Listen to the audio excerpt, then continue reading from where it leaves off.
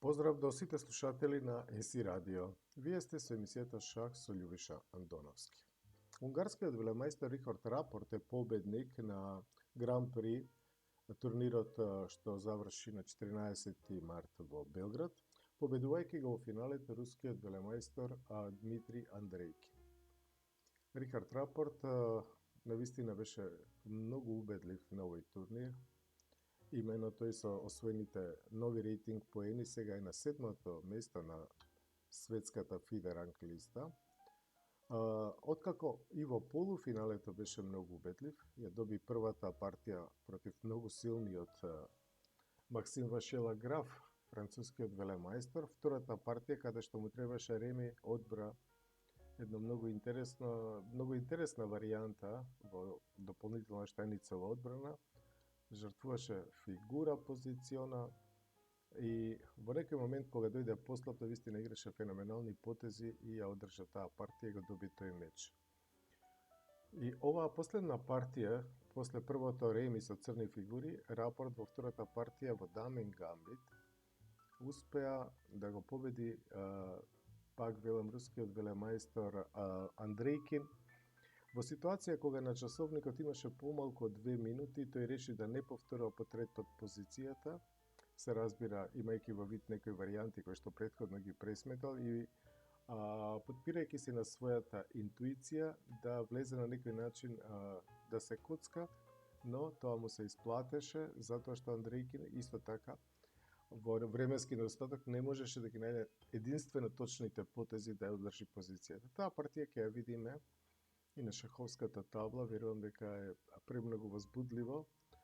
И Рихард Рапорт практично влегува и во третата и последна серија на овие 3 турнири практично Гран При, кој што ќе се одржи во Берлин, кој што ќе почне на 24 овој месец и каде што тој ќе биде завршениот трет турнир, каде што ќе се одредат тие преостанати последни двајца шахисти кои што ќе играат на турнирот на кандидатите, кој што повторно нели е турнирот кој што ќе се победникот ќе го предизвика светскиот шампион Магнус Карсен во следниот циклус. Но организаторите во Белград кои што одлично, патем речено, нели го организира овој Гран При турнир, то така го искористија можноста и организира еден исто така многу интересен турнир. Со работен наслов велемајсторски турнир Белград 2022 година, кој што беше од висока 17-та категорија. Кој што се играше во хотелот Краун Плаза во Белград и кој што имаше многу интересен состав. Имено имаше искусни шахисти, но и многу млади перспективни шахисти. Победи рускиот велемајстор Санан Сигуров со 6,5 поени од 9 партии, без пораз, многу квалитетна игра прикажа рускиот велемајстор Санан Сигуров, а на делба на второто место се најдоа индискиот велемајстор Нихал Сарин, најперспективниот или еден од двајцата најперспективни српски велемајстори Велимир Ивич и светскиот шампион актуелен во шах по забрзано темпо, узбекистанскиот велемајстор 17 годишен Нодирбек Абдусаторов. Сите тројца освоја по 5,5 поени од 9 партии. Сите добија на рейтинг, го покажа својот талент, но и Инџич Александар, младиот српски велемајстор со 5 поени исто така и победа во последното коло, значи против Парха Магдослу, заврши на 5-тата позиција. Одличен резултат за нив. Искусниот чешки велемајстор Давид Навара беше единствен кој што имаше 50% учинок, 4,5 поени од 9 партии, додека 8-ми рускиот велемајстор Алексеј Сарана, додека 9-то место српскиот велемајстор Роберт Маркуш и последен Иван Иванишевич со само 1 поен од 9 партии, веројатно дека тоа е неговиот најнеуспешен резултат. Иван Иванишевич, многу кратен правак на Србија, кој што практично беше водечки шахист на српската репрезентација во изминатата деценија и пол. Значи, уште интересен турнир кој што се случи во како пропратен на многу квалитетен настан на овој Гран При турнир. Сега видиме партијата помеѓу и решавачка партија помеѓу унгарскиот велемајстор Рихард Рапорт и рускиот велемајстор Дмитрий Андрейки. Првата партија, да кажам нешто, беше реми заврши, тоа беше играна партија во најстарата варијанта на шкотска партија, но со некои нови идеи, каде што белиот игра без ризик, но со толку мала предност што многу тешко е да се реализира и Рапорт немаше особени проблеми да ја реализира првата партија, затоа во втората со бели фигури тој се отвори со потегот D4. Инаку Рихард Рапорт исто така го игра и потегот E4 и потегот C4, но за оваа можеби најважната партија во неговиот живот, затоа што влогот е многу голем и победникот има одлични шанси на крај да влезе на турнирот на кандидатите, што е сон на секој силен велемајстор. Го одбра потегот D4. Андрейки се бранеше со дамен гамбит D5, C4, E6 и на коин C3 овој потег A6 кој што е во мода. И рекол сега црниот може би сака да земе на C4 па да го брани тој пешак. Затоа практично белиот зема на D5, C зема на D5, E зема на D5 и едно изненадување за оваа многу важна партија. Унгарскиот велемајстор по патем речено живее во Белград и ќе изјави дека многу пријатно се чувствува што играл во Белград и дека тоа што е токму турнирот се одржал во Белград му дало дополнителен мотив за игра и инспирација. А3 е полупричекен потез, чека практично црниот што ќе одигра сега, да речеме на коњ F6, тогаш може би ловец G5 би било малку непријатно. И Андрейкин исто така одговара со еден полезен потег. Вака кога гледаме на прв поглед, мислиме како овие силни велемајстори вака играат по ќошиња, но тоа се некои финеси. Сега белиот треба да одигра потег, ловец F4, коњ F6, коњ E3 и C5. И Рапорт ќе каже дека оваа реакција со C5 на црниот, активна реакција, е правилен избор. Значи не игра C6 со карлсбадска структура, така наречена, туку не се плаши од изолиран пешак, но да има активна контраигра. Сега ова беше еден важен момент. Се разбира дека белиот може спокојно да продолжи со развојот, например со потегот коњ F3, но и именно тогаш на C4 A3 му е и од полза, нели, против тој миноритетен напад на дамското крило, но Рапорт игра многу интересен и конкретен потег, ловец E5. Сега сака да земе на F6 и да освои пешак или да ја расипе структурата на противникот, L6, нормален потег. А сега коњ од G на E2. Коњ C6. Коњ F4. Се разбира дека Рапорт долго време мислел што може да се случи и на логичниот потег G3, затоа што ловецот на G2 ќе прави добар притисок против пешакот на D5, но тој пресметувал некои варијанти каде што, например, со потегот коњ E4. Гледате, и сега идејата му е да земе на C3 и да го лови овој ловец на E5. И тој гледал некои варијанти каде што белиот има компензација, многу добра компензација за фигури, но партијата е толку важна што не си верувал себе си според неговите зборови доволно за да влезе во таква позиција, во вака важна партија. Од тука коњ F4, C зема на D4, ловец D4, коњ D4, дама D4. Рапорт ќе каже дека реакцијата на рускиот велемајстор сосема правила, сосема на место. Ловец D6, продолжува со развојот, G3. Се разбира, доаѓаше во предвид и потегот ловец E2, топ C8, топ D1. Уште е многу интересен потег, неочевиден толку. Алтернатива беше да го земе тој ловец на E6, коњ зема на E6, F зема на E6 и ловец H3. Црниот би играл крал F7 и по мала рокада топ C4 и по дама D3 ловец E5. И би било слична позиција како во партијата, можеби во малку подобрена верзија за црниот. По партијата топ D1, притисок на D5 и сега дама A5, одличен одговор. Топ C1. Гледате сега уште еден потек со топот. Изгледа дека велемајсторите малку знаат шах, но тоа не е така. Шахот е конкретна игра, мала рокада. На ова место можеше црниот да одигра топ C6, логичен потек, но во своите коментари Рапорт не го коментираше потегот мала рокада, што значи дека е сосема очекуван и сосема шаховски, се разбира. Коњ зема на E6, F зема на E6, ловец H3.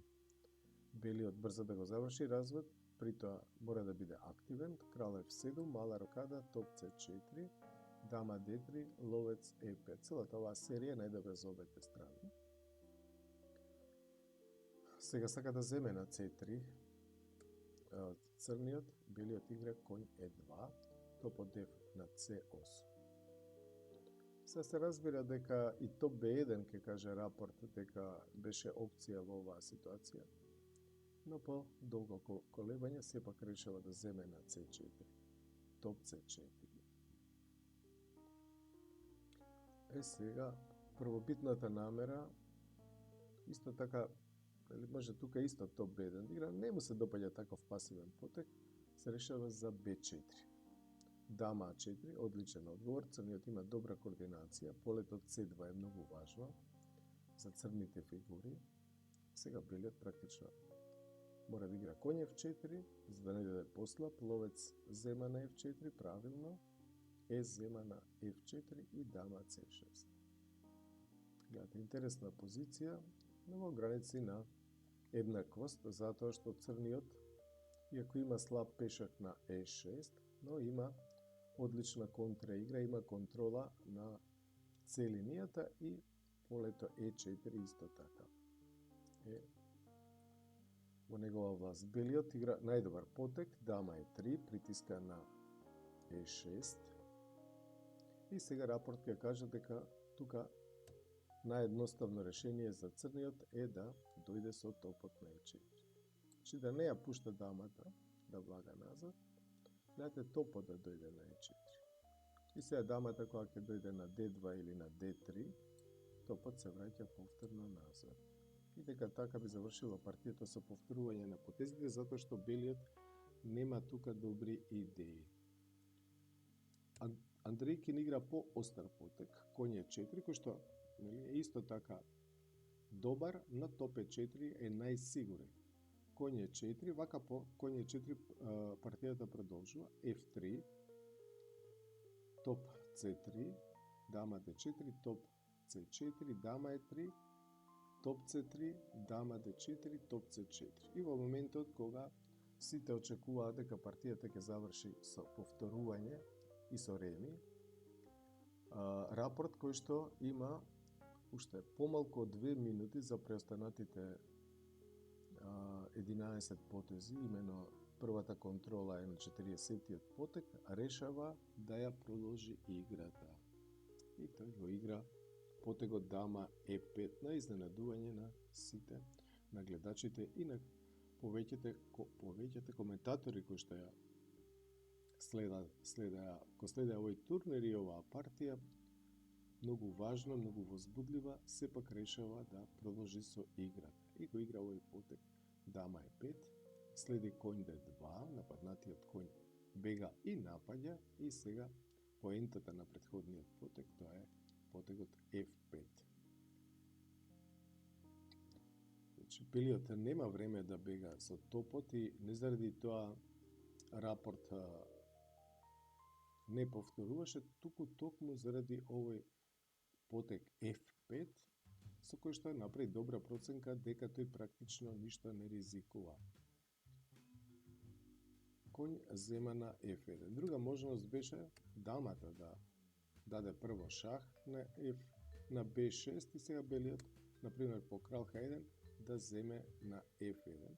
Сега F зема на E6 шах и крал G8. Многу е тешко да се утврди каде треба кралот да оди на овој шах, а именно треба да оди на G8. И сега Рапорт ќе каже во своите кратки коментари непосредно по партијата дека тука белиот ништо не ризикува и доколку го земе тој коњ на F1 со ловецот, затоа што заради тој силен пешак на E6 и тој ловец на F1, например, не би можел никако не е во ризик да ја загуби партијата, иако компјутерот дава, например, варијанта со дама B8, крал H7, ловец F5, шах, G6 и сега E7.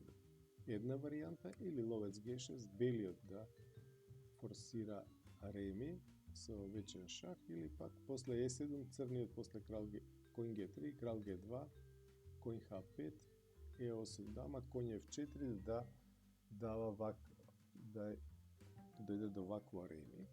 Но Рапорт веројатно би земал ловец F1, знаејќи дека и така не може да загуби, а од друга страна црниот пак треба да одигра точен потек крал G8 и се остана до губи. Но во партијата Андрейкин веднаш го зема топот на F1 и сега по F6 шах, уште еден меѓу потек, црниот мора да одбере единствено добро поле за да не загуби. И Андрейкин не успева да го најде вистинското решение. Значи, трите можни потези, единствено парадоксалниот потек крал Е7 му даваше реми на црниот, но како да се даде тој пешак, патем и со шах, дама Г7 шах, крал Д6, дама F8 шах, крал С7 и сега Е7. И се разбира дека ако тука црниот може да ремизира, тогаш ево кеј Рапорт оваа варијанта е видел. И видел дека тука не е заканата само Е8 дама, туку и дама Д8 шах и мат. И